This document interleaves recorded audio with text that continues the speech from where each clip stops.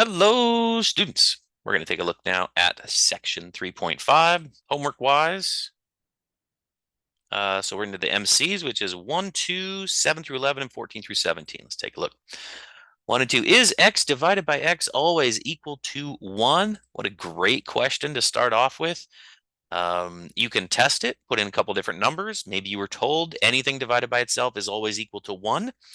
I mean, maybe that's true. Maybe. Notice we didn't say where x lives. So maybe if x is a particular number, that always does work. But I wonder if it always works for all numbers. Is there ever a number that I could divide by itself and it doesn't equal 1? Anyway, that makes me think at least. So let's see here. Questions 1 through 2. Is the answer to 20 minus this thing equal to 38, 18, 2, or 10? Interesting. There's been a few of these that will float around Facebook, Instagram, TikTok. People will post them and say, what's going on here? Um, and so some of them do involve different calculators and division, or at least division or implied multiplication. And I think that's a pretty interesting way to think about it. Some calculators do calculate these differently. So we would just use the standard order of operations. So just make sure as you're doing it, you would do your parentheses, anything in parentheses first, and then you would continue on down the line with your multiplication, then your division, addition, and subtraction. And remember, addition and subtraction are buddies. First things first, from left to right, and the same thing for multiplication and division. So there's 1 and 2. Then I said 7. Oh, look at this. For the given computation, answer the following questions. What is the 1 above the 2 in the dividend? Why is the 1 listed here? What does it represent? What is this 1 as you're doing the problem? 1 what? Right? Okay. And then why can we just bring the 8 down to obtain 98? Why? These are great questions. These are questions from actual students who are doing the standard or traditional algorithm. They're like, why can I do that? Like there is nothing here. So 8 minus nothing is still 8. Don't we normally need another number to do subtraction? So it makes you think a little bit, I hope.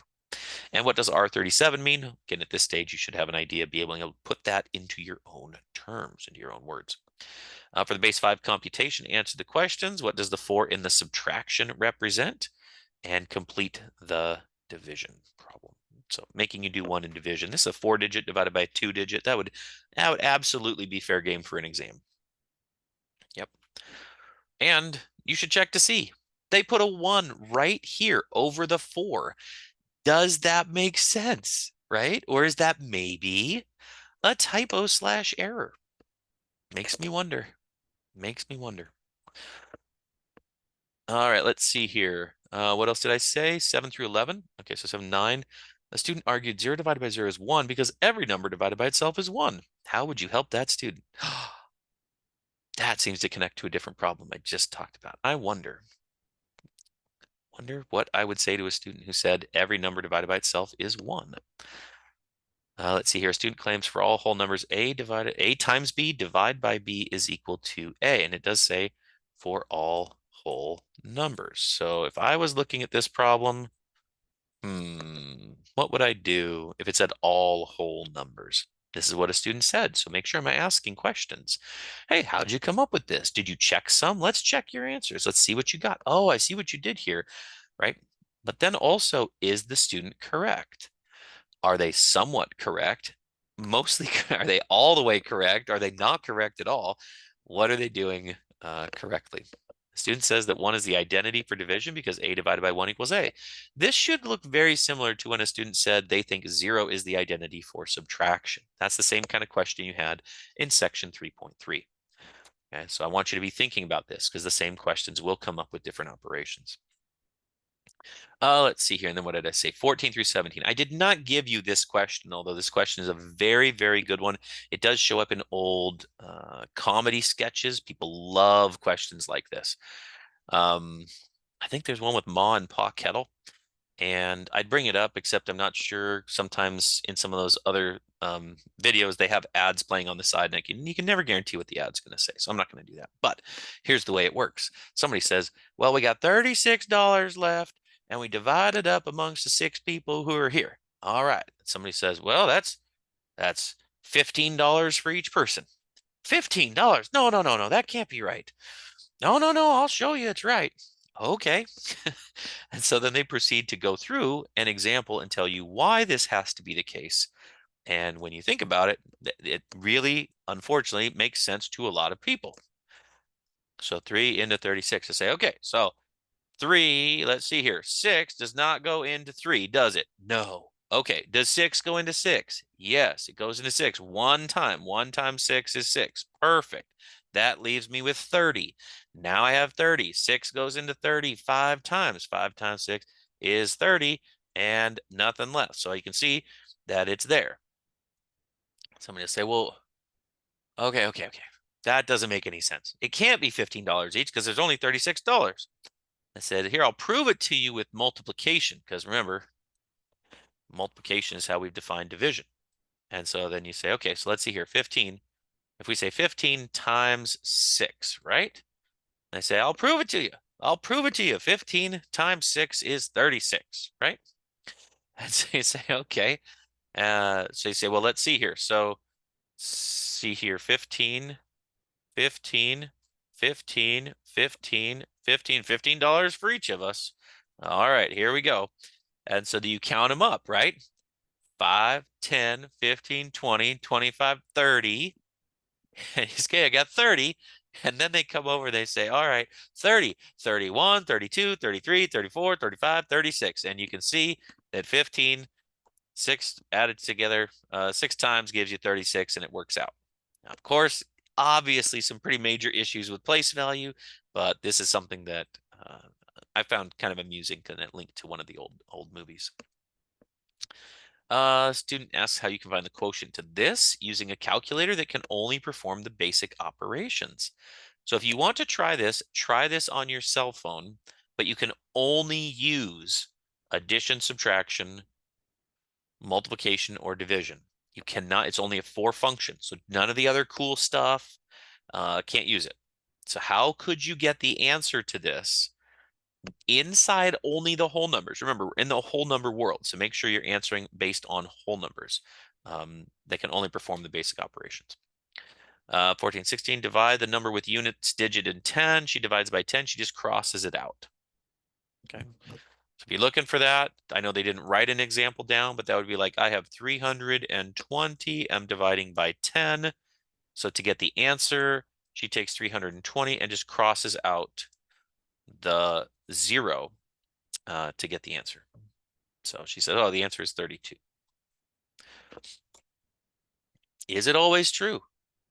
Does 0 have to be the units digit? Could I have 0 somewhere else in there and I cross that 0 out and it works out for me? And let's see here. Where did it go? 14 to 17. Okay, so a student noticed this is equal to this. They wonder if 39. Oh, so just, again, this is a very common piece. This is great thinking on the part of the student. They're trying to form connections between multiplication and division. And so how does this work? And then another student says, hey, it looks close, but maybe not. And they come up with a slightly different way. So think about this, especially when it came back to the algebra that we had talked about in section 3.5. And lastly, here's a great, oh, I love this stuff. Yep, there's a student. And so we're saying how many times? So 4 goes in. Let's see here, right? 4 goes into, maybe 8 goes in 2 times. And so how would they end up with this particular answer? How'd they get this? How would you help the student? So over here, you can kind of see they definitely wrote a 1 down. They did some subtraction. Looks like 46 minus 45. They got a remainder of 1. Is this correct? Are they in the right place as they do it? So I think that's probably a good thing to try, especially as you try some of these. Try to see what a student may have done to get to this answer. Okay.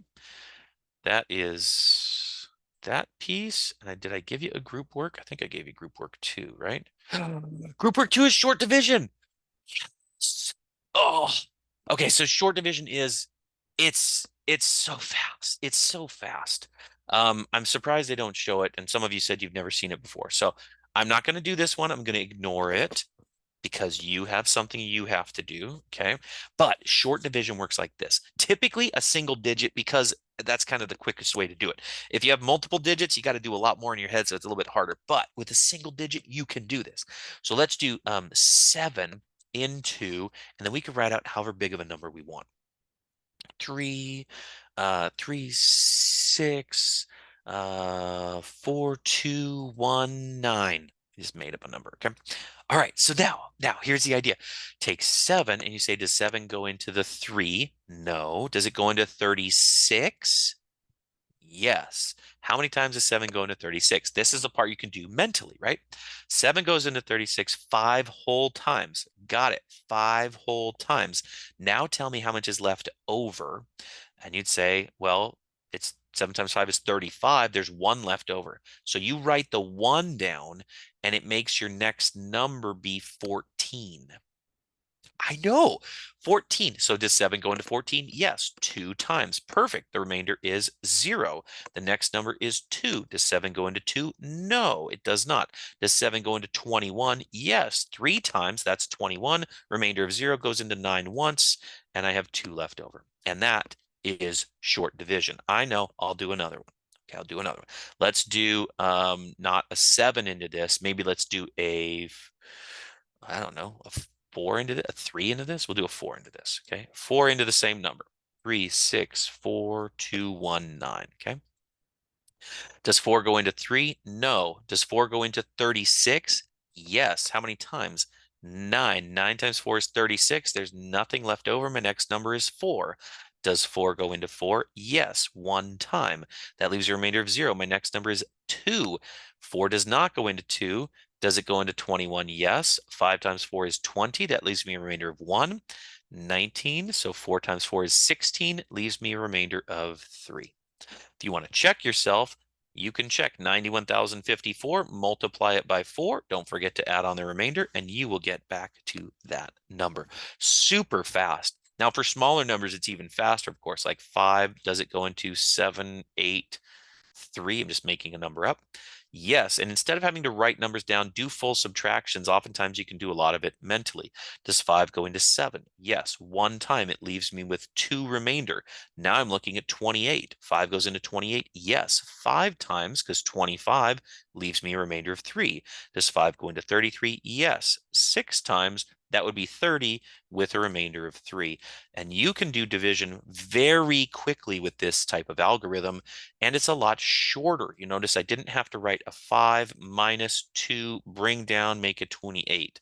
5 that is 25 minus gives me 3, 3, right? Because I bring the next one down.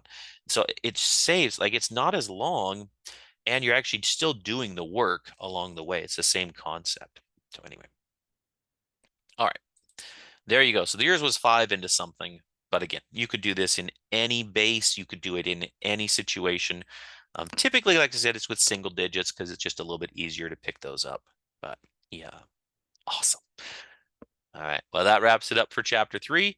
Don't forget there is a review of chapter 3. If I were you, I might wait to do the review of chapter 3 for a little bit and then come back and do that as you're preparing for the exam. All right. Off you go.